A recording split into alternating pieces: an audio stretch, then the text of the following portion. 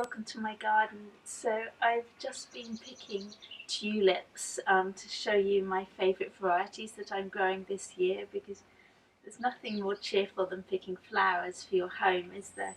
And last year I grew dahlias in a raised bed that I'd made, and I pulled the dahlias out in the autumn to store them over the winter, and then planted it full with tulip and daffodil bulbs. And so it's an absolute mass of colour and flowers at the minute, which is really lovely. And so I'm going to show you my favourites that I'm growing.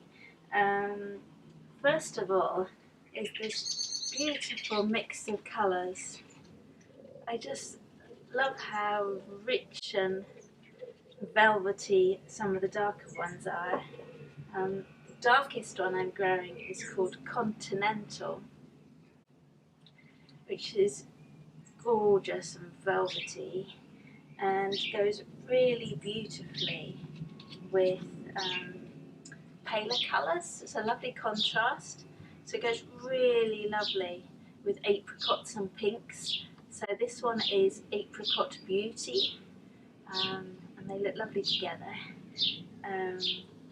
This Apricot Beauty comes in quite a lovely soft apricot colour when it comes out, and as it ages it goes this really soft pink, like these ones,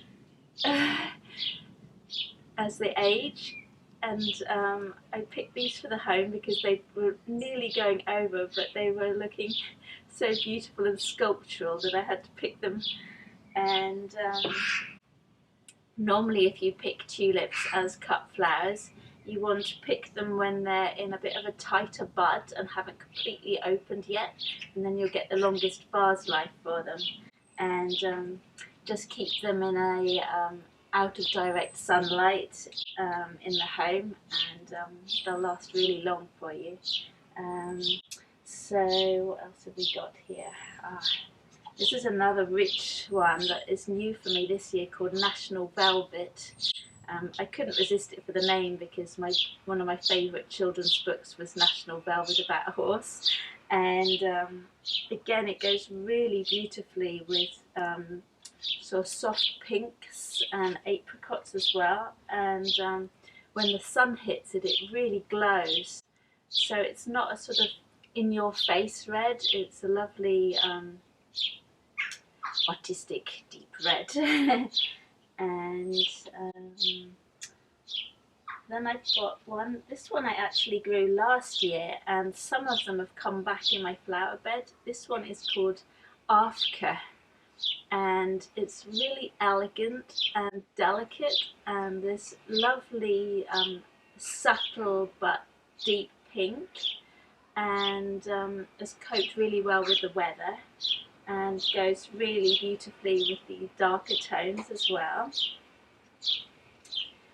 So those are all single tulips. I've then been growing this year, the first time growing double tulips, and they're from the peony group. And the first one, if I can get them out of the vase, I just picked them. So, of course, if you're doing them as cut flowers, you want to remove all the leaves when you put them in the vase for keeping them in the home. But this beautiful double tulip is called La Belle Epoque, and it's really unusual. It's got so many different shades in it, from soft sort of butterscotchy colours and deep subtle pinks, and it's just a real beauty. And the other double tulip is Angelique, which I've been really looking forward to seeing. It's such a romantic looking tulip, really soft pale pink, and it's actually got touches of deeper pink inside. has a very subtle scent which you don't always think of for tulips, and I think if you bring it indoors that the scent will get more. And oh, it almost looks like a rose and a peony, and that's really lovely. And then I've got another double tulip to come out called Renown Unique, but that's a later flowering one. And double tulips are actually sterile tulips, so they're not so good for the bees.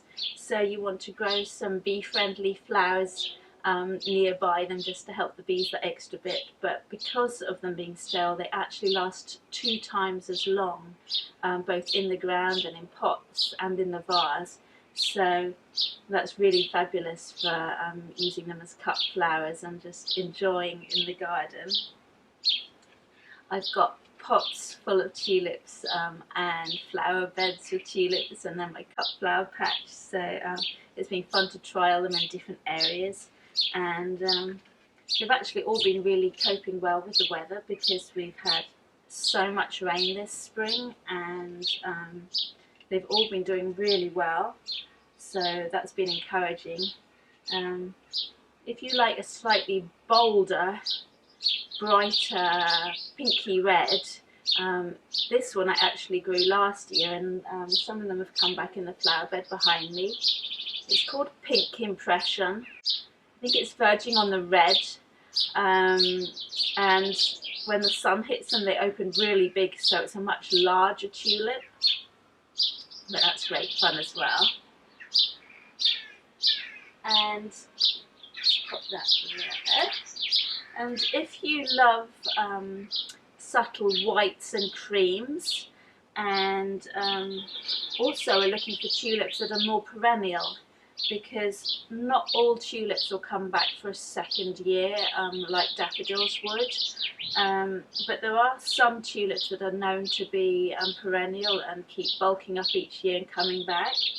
The first one is Purissima, which is a very well-known tulip, and they're absolutely amazing. They've been flowering for I think over a month now, and they're this subtle whitish cream. When the sun hits them they're almost verging on pale yellow cream, and when the sun hits them they open into these amazing big goblets of tulips with this bright yellow centre in the middle, which attracts the pollinators.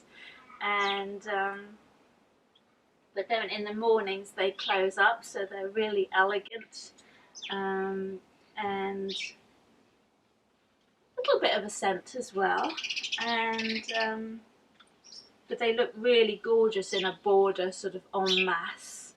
And I've had them in pots as well, and as I say, they've done really well. They're really sturdy.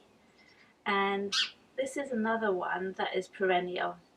It's called Spring Green, and it's from the Fosteriana group, where they all have this sort of green stripe on the petals, and that's an indication that they're perennial as well. This is a later flowering one than the Purissima. So I've had this one for over a month, and then this one started coming out this week. We're now coming to the end of April, but these are really, they've got a really elegant shape to them as well.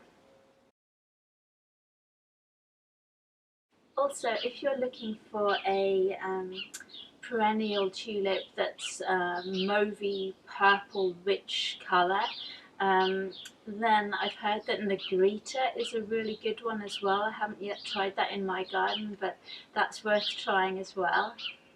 Also, if you're looking for a much smaller tulip that you'd like to naturalise in your lawn or in flower beds, and you'd like it to come back each year, then the very small botanical tulips would be great for that. So I hope you've enjoyed seeing all my favourites, and it's given you some inspiration for what you'd like to grow in your garden, and I look forward to seeing you again soon. Bye!